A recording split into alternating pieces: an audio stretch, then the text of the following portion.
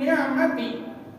Bersyukur kepada Allah adalah merupakan zinatun ni'mati, perhiasan nikmat dari Allah.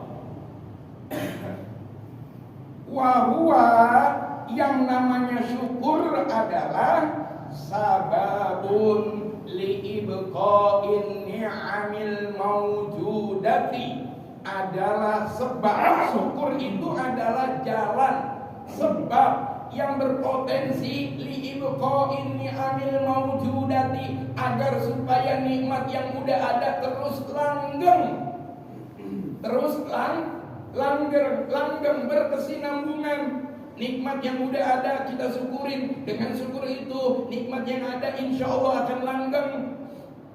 La in syakartum la azidannakum wa la in kafartum inna adzabi lasyadid. Janji Allah. Kemudian wawasilatun ila wusuli ni'amil mafqudati, dan bersyukur adalah merupakan wasilah, penyampai yang bisa menghantarkan ila husulin ni'amil mafqudati, untuk menghasilkan, mengupayakan an-ni'amil mafqudati, nikmat-nikmat yang belum ada. Nikmat yang belum ada insya Allah bisa kita peroleh dengan syukur.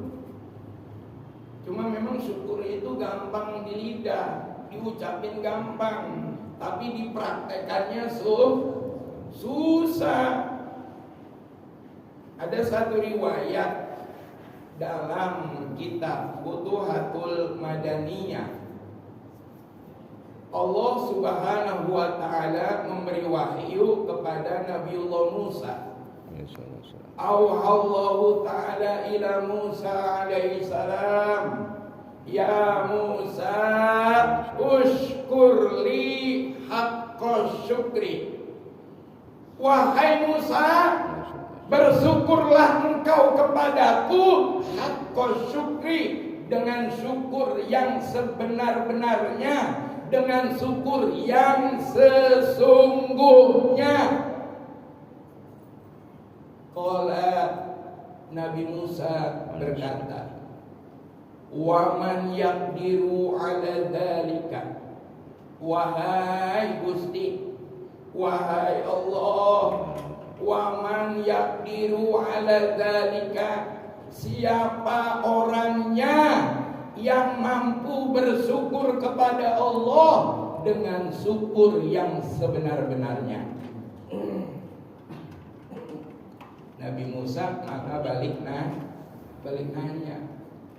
Kata Allah, idza ra'aitan ni'mata minni fadzalika haqqus syukri. Apabila engkau meyakini, apabila engkau mengiktikadkan bahwa nikmat yang ada datang berasal dariku, fadzalika haqqus syukri, maka itulah syukur yang sesungguhnya. Jadi kita harus mengiktikadkan bahwa apa yang kita dapatkan yang identik dengan kenikmatan itu datang dari Allah Subhanahu wa ta'ala. Ada lagi riwayat sama, cuma saya belum hafal redaksinya, tapi saya baca itu. Sama Nabi Musa juga. Wahai Musa, tahukah engkau kenapa orang bodoh aku beri rizki, aku beri nikmat? Tahukah engkau kenapa orang bodoh aku kasih nikmat, bahkan aku jembarkan, aku luaskan, aku cukupkan? Nabi Musa enggak bisa jawab juga. Tidak ya Rasulullah, tidak ya Allah. Tahukah engkau? Enggak tahu ya Allah. Apa kata Allah? Kata Allah, ya, rezeki itu tidak diperoleh dari usaha kita. Maksudnya gimana? Artinya begini, jangan pernah mengaitkan usaha kita dengan rezeki Allah. Jangan pernah punya rasa meyakini, terbersit dalam hati kita, terbayang dalam pikiran kita bahwa kita kaya karena kita bekerja keras, kita kaya karena kita banting tulang, berangkat pagi pulang malam, kita kaya karena saya pinter, saya kaya karena saya sekolah, karena saya orang yang berpendidikan. Jangan pernah punya pikiran seperti itu. Kenapa? Karena itu akan mencederai keimanan kita kepada Allah. Kalau bicara iman kepada Allah, kebesaran Allah, kemahakuasaan Allah, jangan pernah mengaitkan dengan usaha kita. Paham gak kira-kira? Paham gak kira-kira? Itu dia buktinya Allah memberikan rezeki kepada orang bodoh. Malah terkadang orang pinter yang berpendidikan justru hidupnya pas-pasan, enggak punya jabatan, enggak punya kedudukan. Itu artinya kesuksesan duniawi, kesenangan duniawi tidak ada kaitannya dengan kecerdasan seseorang. Paham tidak? Paham tidak? Insya. Jadi jangan pernah tuh kita punya keyakinan kita kaya karena hasil kerja kita. Kagak boleh. Ayo, kalau ngaji tauhid, ini mungkin di kita, ini mungkin kita udah banyak murtadnya kali. Tapi kalau dikaji mendalam ya, kalau dikaji mendalam, kita ini banyak nyimpangnya kan dari agama. Kalau benar-benar mengkaji tauhid, ayo dia. Kita masuk surga misalnya. Makanya ada orang cerita ini di zaman Bani Israel, tapi cerita Israiliyat. Ada orang yang diperintahkan masuk neraka. Ditanya oleh malaikat dengan sebab apa? Oleh Allah ditanya dengan sebab apa engkau masuk surga? Dengan ibadahku yang udah ratusan tahun. Kata Allah, coba ibadah lu timbang sama nikmat mata yang gua berikan sama lu. Satu aja. Ibadah yang ratusan tahun dikerjain. Orang dulu kan hidupnya panjang ya, lama hidupnya. Ada di sini jamaah Islam yang mau panjang umur? Ada enggak? Jawab, ada enggak?